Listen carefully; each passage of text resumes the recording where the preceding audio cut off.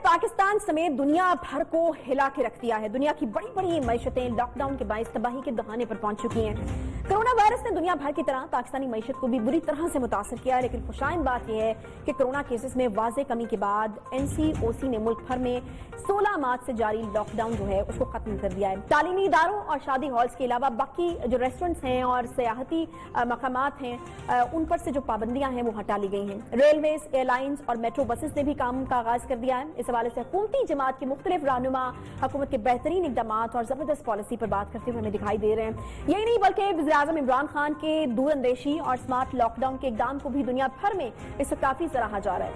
गुज़श्ता रोज भी हुकूमती जमात के ऑफिशियल ट्विटर हैंडल से माइक्रोसॉफ्ट के बानी बिल गेट्स का अमरीकी नशरियाती इदारे CNN को दिया गया एक इंटरव्यू शेयर हुआ, जिसमें उनका कहना था कि पाकिस्तान में मुतासिरीन की तादाद कम हो रही है, जबकि इंडिया में ये तादाद हम देख रहे हैं कि बढ़ती जा रही है। यही नहीं बल्कि मुतादिद हुकूमती शख्सियात और तहरीक इंसाफ के हामी भी इस वीडियो पर जो हैं वो फूले नहीं समा रहे थे। Pretty bad peak in Karachi, but now they look like Europe. Those numbers would come down. India is still sadly in a growth phase, as is lots of South America. Africa, we know South Africa's tough.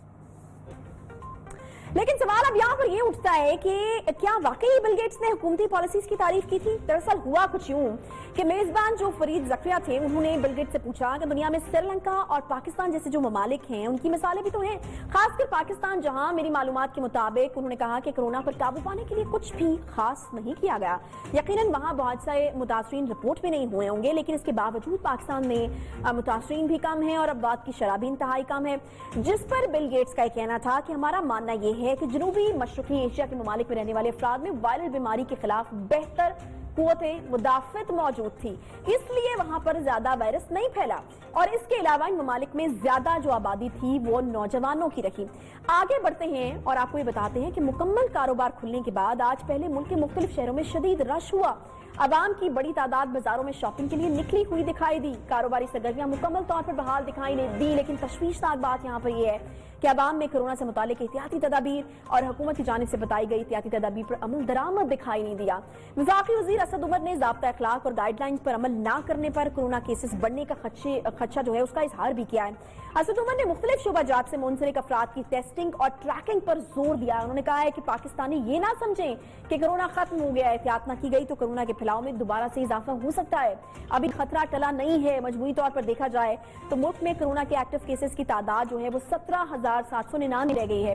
पिछले 24 घंटों में मजीद 539 cases report हुए हैं जी, और national command centre के मुताबिक गुज़श्ता घंटों के दौरान मजमूई तौर पर 20,495 टेस्ट किए गए हैं। ये यकीनन इत्मीनान बख्श नंबर्स नहीं है, क्योंकि माहिरीन के मुताबिक कोरोना से बचने और दूसरों को बचाने के लिए ज्यादा से ज्यादा टेस्टिंग की जरूरत है। यही नहीं बल्कि बाद साइंसदान कोरोना की दूसरी लहर से खबरदार कर रहे हैं। उनका कहना है कि वबाई अमराज की दूसरी लहर पहली से ज्यादा खतरनाक हो सकती है। इसी हवाले से मुख्तलिफ पहलुओं का जायजा लेंगे। हमारे साथ डॉक्टर फहीम यूनुस साहब हैं, माहिर वबाई अमराज के हैं, यूएसए से हमें पहले भी ज्वाइन करते रहे हैं और आज भी हमें ज्वाइन करें। डॉक्टर साहब बहुत शुक्रिया प्रोग्राम में ज्वाइन करने के लिए, और आज आपको दावत देने का मकसद ये है कि आज हमारे यहाँ चीजें जो है वो रूटीन में आना शुरू हो गई हैं। अब जो लॉकडाउन से पहले की सूरत हाल थी, बाजार जो है वो सारे खुल गए हैं, रेस्टोरेंट्स खुल गए हैं, लोगों को डाइनिंग की इजाजत है, वक्त की पाबंदी का कोई मसला नहीं है, वीकेंड्स पे भी ऑन है। अच्छा, अब यहाँ पर सवाल ये पैदा होता है डॉक्टर साहब कि यहाँ इन सारी चीजों के खुलने का मकसद यकीनन ये है कि हम मईशत को ट्रैक पर लाना चाह रहे हैं। ये मकसद तो बिल्कुल नहीं है कि कोरोना वायरस जो है वो खत्म हो गया है। मैं जानना आपसे ये चाह रही हूँ कि अभी भी कौन से ऐसे खतरात मौजूद हैं और किस तरीके की एहतियातें जो हैं हमें लेनी पड़ेंगी अभी भी।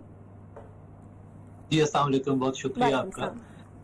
कि हमें ये देखना है कि कुछ चीजें जो हमारे कंट्रोल में नहीं है, और ये बात दुरुस्त है कि शायद इसलिए हमारे इन्फेक्शंस कम है कि हमारी पॉपुलेशन ज्यादा यंग है, उम्र कम है, या ब्लड ग्रुप्स की वजह से, या जेनेटिक डिटर्मिनेंट्स हैं, या पुरानी इम्यूनिटी है। ये सब हो सकता है, लेकिन इनमें से कोई भी चीज हमारे इख्तियार में नहीं है।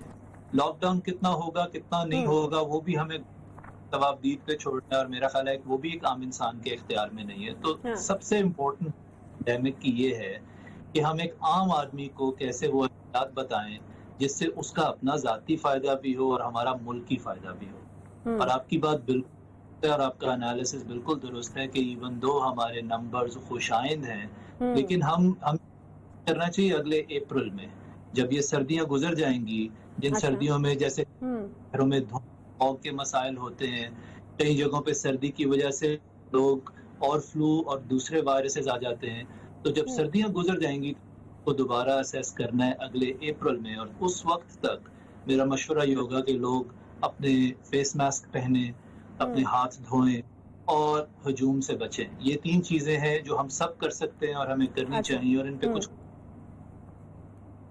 ٹھیک. اچھا ڈاکٹر صاحب، ماضی میں آنے والے وبائی امراض کے حوالے سے بات کی جائے تو داد و شمار یہ بتاتے ہیں کہ وبا کی دوسری یا تیسری لہر جو ہے وہ زیادہ خطرناک ہوتی ہے. کرونا کے حوالے سے تو میں آپ سے جاننا چاہوں گی کہ اس کی دوسری لہر کیسی ہو سکتی ہے، کیونکہ پاکستان نے ابھی اس کی پہلی لہر کو فیس کیا ہے، اور دیگر ممالک جنہوں نے اس کو فیس کیا ہے وہاں پر کیا تناسب رہا ہے؟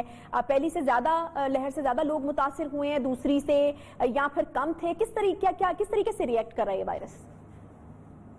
جی، یہ جو دوسری لہر کا کانسیپٹ ہے یہ 1918 کی پینڈیمک سے آتا ہے، اور ہمیں یہ دیکھنا ہے کہ اس وقت دوسری لہر تب آئی تھی جب دوسری جنگ ٹیم سے فوجی اپنے گھروں کو گئے تھے، تو اس کی وجہ سے، اس ٹرانسپورٹیشن کی وجہ سے دوسری لہر آئی تھی. اس دفعہ اگر آپ دیکھیں تو اس وقت دنیا میں 4 بلین لوگ سفر کرتے ہیں ہر سال، تو شاید پہلی لہر اتنی بڑی ہے ہماری کہ میرے خیال میں سکسیسفل ملک وہ ہوں گے جہاں دوسری لہر نہیں آئے گی، یا اتنی چھوٹی آئے گی کہ پہلی سے بہت کم ہوگی. ہمارا فوکس یہ ہونا چاہیے نمبر 1 کہ دوسری لہر نہ آئے، اور اگر آئے تو اتنی چھوٹی ہو آسانی سے مینج کریں. ٹھیک ہے، بہت شکریہ ڈاکٹر صاحب. ہمارا فوکس یہ ہونا چاہیے کہ دوسری لہر نہ آئے، اور اس کا ایک ہی حل ہے، اور وہ یہ ہے کہ احتیاط اور احتیاط.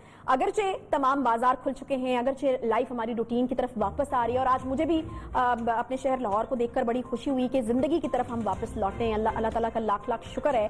لیکن اگر ہمیں زندگی کی طرف لوٹے رہنا ہے اور اسی طریقے سے اپنی رونقیں اور خوشیاں بحال رکھنی ہیں تو احتیاط ضرور کیجیے. اس کے ساتھ ہی پروگرام کا وقت یہاں پر ختم ہوتا ہے. آپ سے انشاءاللہ کل ملاقات ہوگی. خیال رکھیے اپنا. اللہ حافظ.